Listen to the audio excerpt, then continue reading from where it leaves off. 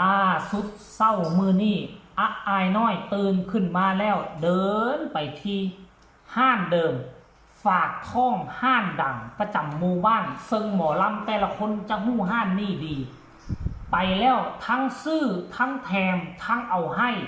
โอ้ยคนนี้คือมาดีแท้เจ้าของห้านที่มีชื่อว่าแม่หมอลำทักทายสบายดี FC แฟนคลับทุกทานมาพบมาพ่อกันคลิปนี้ยกง่ายไส้สวยจากเรื่องราวของน้องธิดาลาวมาสู่เรื่องราวของเอ้ยอาอายสากรมีข้อมูลข่าวสารมือเศร้านี่ตื่นเศร้าเอาแท้เอาว่าเจบอลาวตื่นมา7 โมงประมาณ6 โมงครึ่งอาอายยังตื่นไว้ก่อนนั่นอาอายกับแม่บีนอนน้ำกัน2 คืนแล้วมือนี้จะเป็นมือสุดท้ายที่จะต้องเดินทางเนาะแล้วแต่ละมือก็ต้องได้ไปซื้อเข้าอยู่ห้านนี่ไปฝากท้องอยู่ห้านนี่มีทั้งซื้อมีทั้งแถมมีทั้งแจกเพราะว่าอย่างเพราะว่าอาอายกับซ้ำหลานเราคนหนึ่งห้านขายของกินห้านขายพักขายมีของแม่หมอลำเนาะซึ่งเป็นเซียวกันกับญาลำนั่นแหละที่ทุกคนเป็นเซียวเป็นมูกันเป็นคนหักแพงกันแล้วอีกอย่างหนึ่งก็เป็นการไปแจ้งไปบอกแม่หมอลำมาเบิ่งเฮือนให้อายเด้อพอเฮือนมันอยู่ห่างกันประมาณ50 เมตรแนมไปก็เห็นซึ่งคนจะเข้ามาเฮือนอาอายนี่แม่หมอลำอยู่ทั้งห้านนี่แนมไปก็ฮู้แล้วก็เห็นหมดแหละไผมาเฮือนมาซานโจรจะมาขึ้นเฮือนขึ้นซานนี่เห็นหมดเลยเป็นการไปบอกไปเตือนว่ากินข้าวเช้าแล้วจะออกเดินทางแล้วเด้อเบิ่งเฮือนเบิ่งซานให้แน่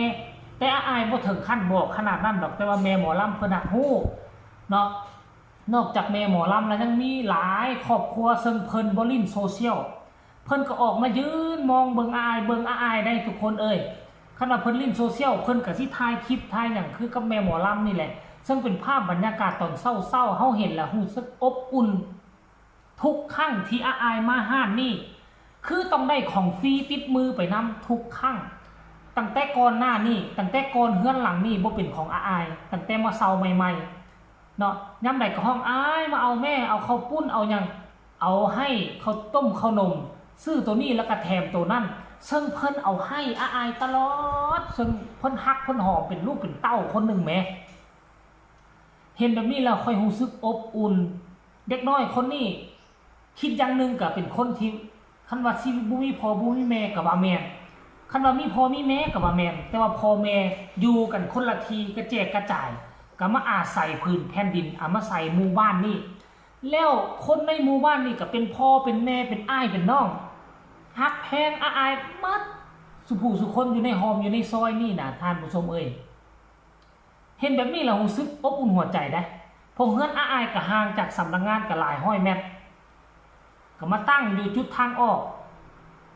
ก็อาศัยคนที่อยู่เฮือนอ้อมข้างนี่แหละเป็นเพื่อนเป็นพี่เป็นน้องดูแลเฮือนซ่านบ้านซองตอนบ่อยู่เฮือนบ่อยู่ซ่าน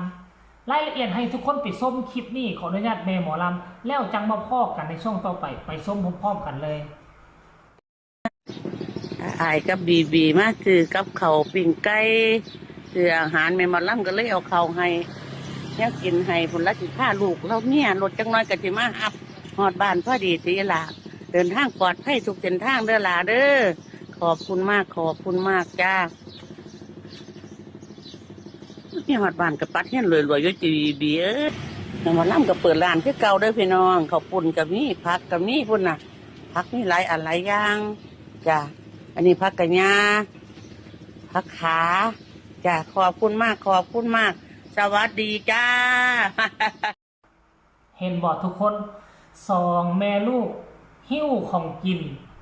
ยางน้ำก้นกันไปต้อยออกจากห้านแม่หมอลำกับอธิบาย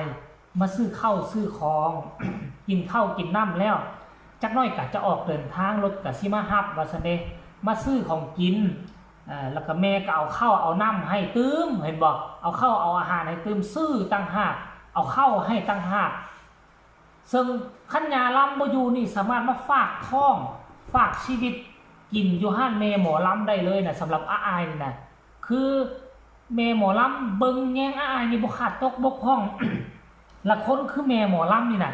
เป็นคนที่เว้านัวหัวมวนไผมีความทุกข์ไม่ได้ฟังคลิปเล่าแม่ นี่ห้อยยิ้มกันไปทั่วหน้าแหละสำหรับค่อยในฟังคลิปใดกันเรามีศิลปะในการทำคลิปในรูปแบบของเราไหม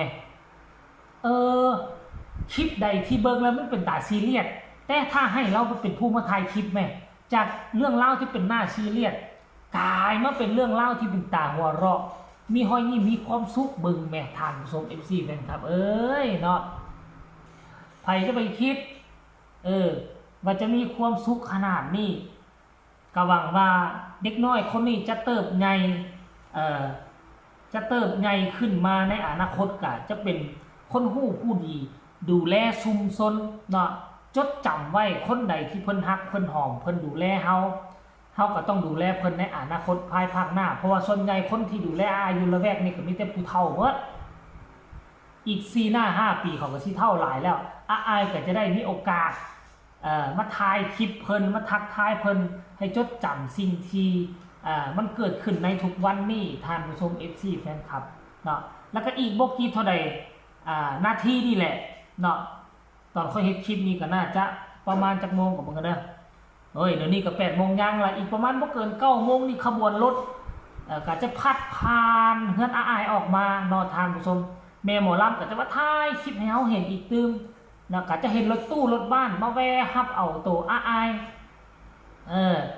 มาเบิ่งอายดูสิหิ้วเครื่องหิ้วของพลุงพลังแล้วมาลุ้นกันว่าออกงานครั้งนี้จะมีญาลำหรือบ่หรือว่าจะบ่มีญาลำเถื่อญาลำยังบ่ทันสำเร็จเสร็จสิ้นภารกิจเถื่อก็ให้มารอลุ้นแต่ว่าแล้วหรือบ่แล้วก็บ่ต้องเป็นห่วงเด้อญาลำเพราะว่าอยู่ทั้งองค์กรเขาเจ้าแต่งสรรปันส่วนให้คนมาดูแลคนมาติดตามอย่างใกล้ชิดมีตั้งเกือบเป็น10คนพุ่นแหละมาอยู่มาดูแลหลานสาวอายเจ้าน่ะเพราะฉะนั้นเจ้าก็ต้องเป็นห่วงให้เฮ็ดหน้าที่อยู่ทางบ้านเก่าเมืองแก่มันสำเร็จโลดแล้วค่อยตามไปก็ได้เด้ออันนี้คือเรื่องราว ข่าวๆที่มันเกิดขึ้นกับชีวิตศิลปินตัวน้อยขาดผู้ใหญ่ผู้ปกครองไปหลายมือเติบแต่น้องก็ยังใช้ชีวิตอยู่ได้น้องก็ยังมีผู้ปกครองหลายๆคนอยู่ทั้งหมู่บ้านอยู่ทั้งวงมาช่วยเหลือดูแลจึงเฮ็ดให้พวกเราอุ่นอกอุ่นใจและอีกคนหนึ่งก็คือพ่อจ่าครับอุ่นอกอุ่นใจดีอกดีใจแหละเนาะที่มีคนฮักคนหองลูกสาวตัวเองมากมายกายกล่องขนาดนี้สำหรับคลิปนี้ก็น่าจะฝากฝังให้ทุกคนกดไลค์กดแชร์กดติดตามที่สำคัญอย่ากดข้ามโฆษณาเนาะผู้ใดมีคำตำหนิติชมคำคิดคำเห็นแนวใดอยากส่งข่าวหรืออยากส่งกำลังแห่งใจหาอายน้อยสกุลนพรก็สามารถส่งมาได้ทางใต้คอมเมนต์สำหรับคลิปนี้น่าจะลาทานผู้ชมไปเพียงสำนีก่อนสบายดี